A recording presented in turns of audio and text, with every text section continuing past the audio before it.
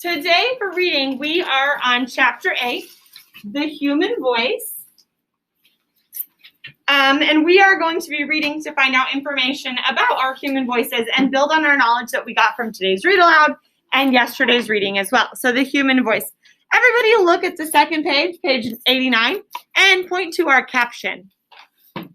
Hard to do when your book's not open. Read your caption with me. Do you recognize the voices of your friends?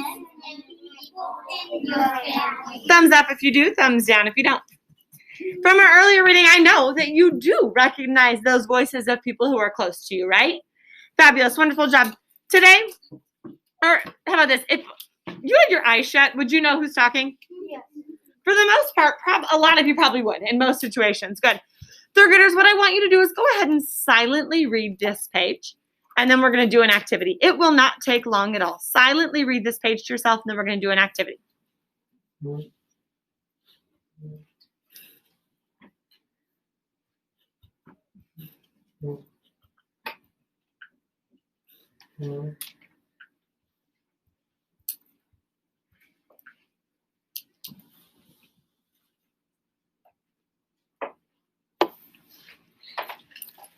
Third graders, for our activity, what we're going to do today is with this page, silently, we're going to have everybody have our heads on the desk in just a moment. Something I don't allow you to do.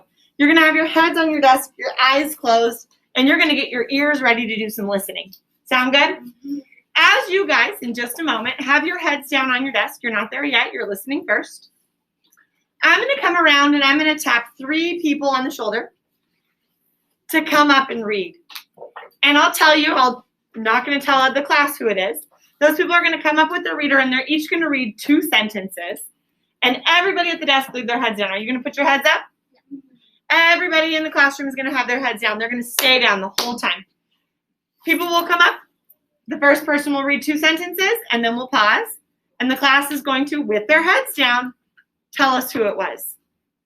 Then the next person will read 2 sentences in the class with the head still down, will tell us who it is. And the third person and so on. Got it? Mm-hmm. So at this moment, I need your heads down on your desk, your eyes covered, and for the next few minutes, you don't move from this position. Aiden, heads down on your desk. This is kind of that relaxing moment. We're tuning in our ears. If I tap you, then you're just going to take your book to the front of the room.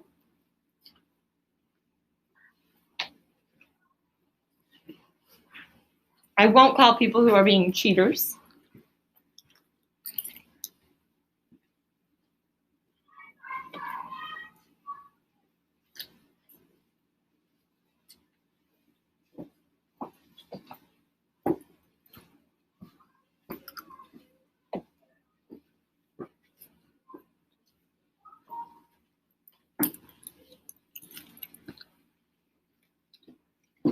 Keep your heads down.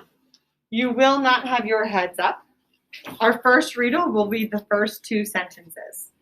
Have you ever noticed how well you know your mother or your grandmother's voice? You have heard it so often you can tell right away who it is. Who was that, guys? Claire. Heads down. Now we have cheaters who just looked up. You guys aren't allowed to share. Next person, go ahead and read the next 2 lines. Each person has a distinct voice. It's a voice that can make many sounds with different pitch and intensity. Heads down. Who was it? Zero. It can make high and low pitch sounds, loud and soft sounds. Who was it? Peyton. Wonderful. Nice job. Heads up. You can tell your classmate's voice just by listening. We all have our own distinct voices. Go ahead and turn the page, please. Again, we're going to draw our attention to our image up here. So we have a diagram here. So we have an image with labels. Everybody point to the top one. We see the Larynx. Below that, the long tube running through is the trachea.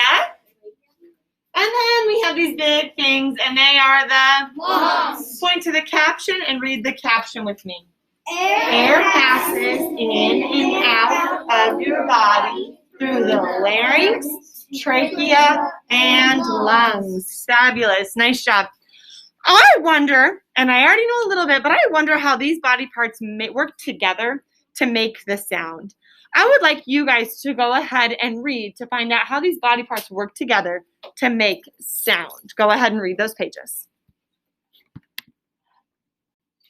After a reading of those pages, how does the larynx, the trachea, and the lungs, how do they work together to produce sound? Ray, what do? They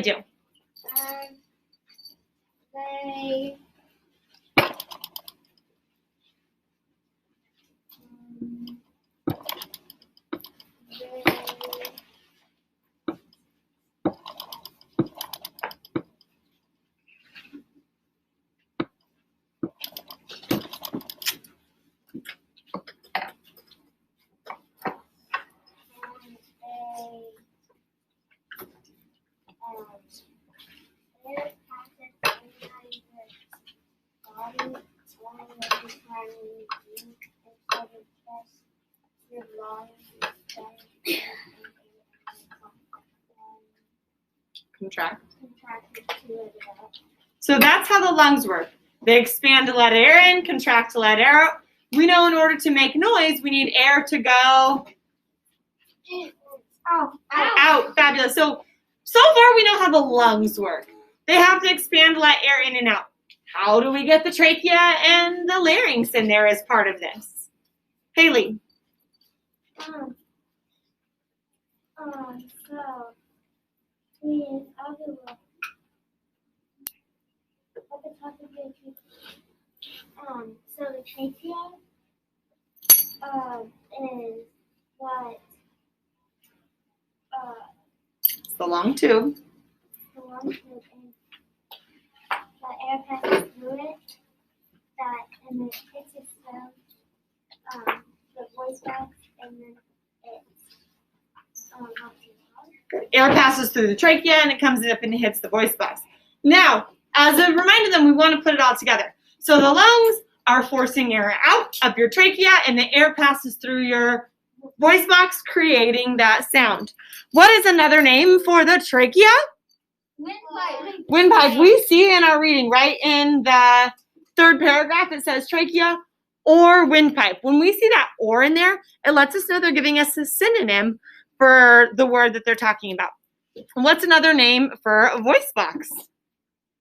The Larynx. Again, we see it in that second one. So it says the third one, It says the larynx or voice box. So I just asked you in reverse. But they're going to tell you the word, give you or, and then give you that synonym for it. We are going to go ahead and cruise right on to the next page. Sound good?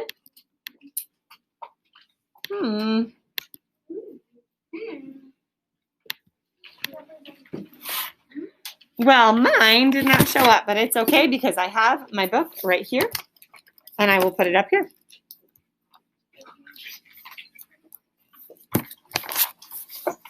Easy way around that problem, huh? Okay, wonderful. Now, we see another diagram. Turn and talk with your neighbor about the parts of the diagram we see on this page.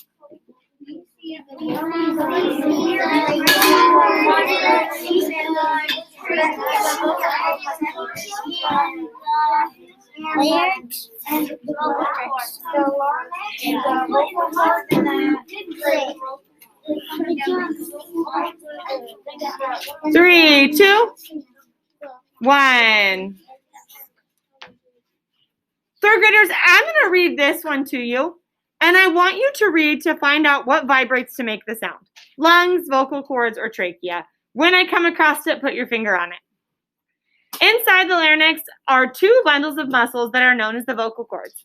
When you breathe in, the vocal cords relax so the air can move past them into your lungs.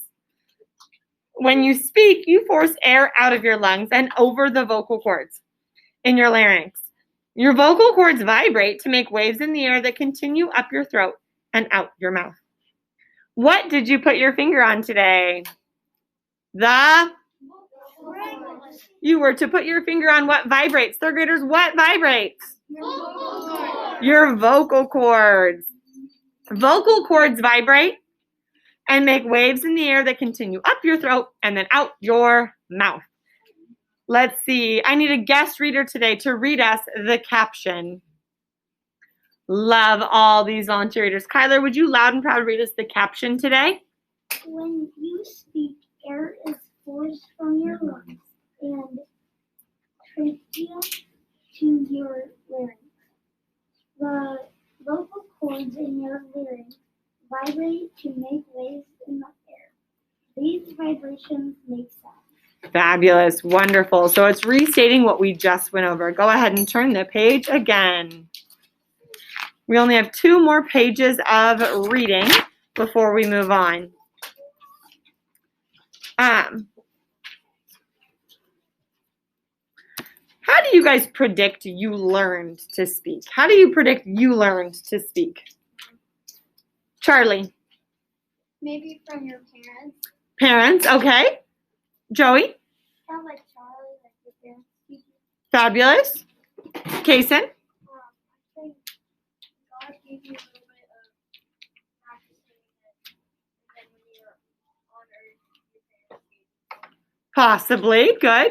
Haley? So I think, like, from hearing your parents a lot, they can learn how to speak those. Good. Very good. And I always think of now kind of I'm in the phase with Read where we're learning how to talk, right? So everything is cow, moo. That's what we talk about. Cows and moose, apparently. That's what I teach my kid. That's all, I guess. But it's cute. Third graders, I am going to have you read this with a partner. It'll be a stand, elbow to elbow, knee to knee. Partner read today, and we are going to go to our color partners for this read today. Go for it. After reading, how do we learn to speak? How do children learn to speak? Claire?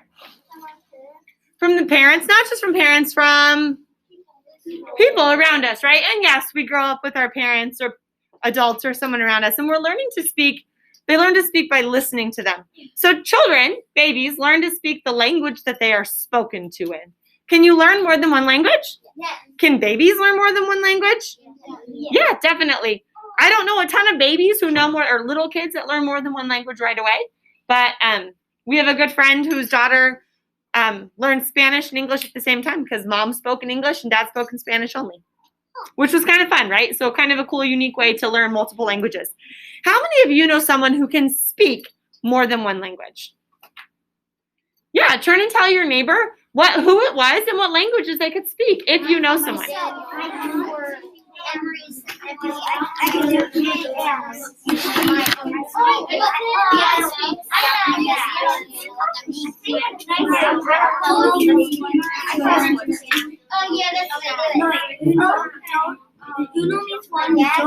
Three, two, one.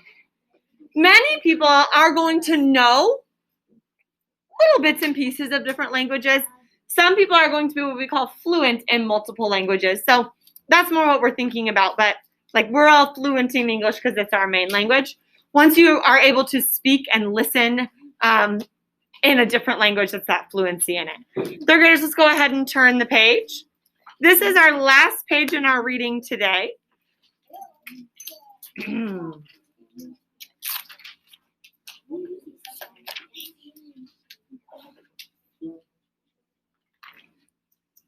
Now, we already talked a little bit about why adults and children's voices are different. So we're going to go ahead and I'll read the first paragraph. You will read me the second paragraph. So please be following along. Any extra items are put away. Your vocal cords grow as you grow. When you have shorter vocal cords, you tend to speak at a higher pitch.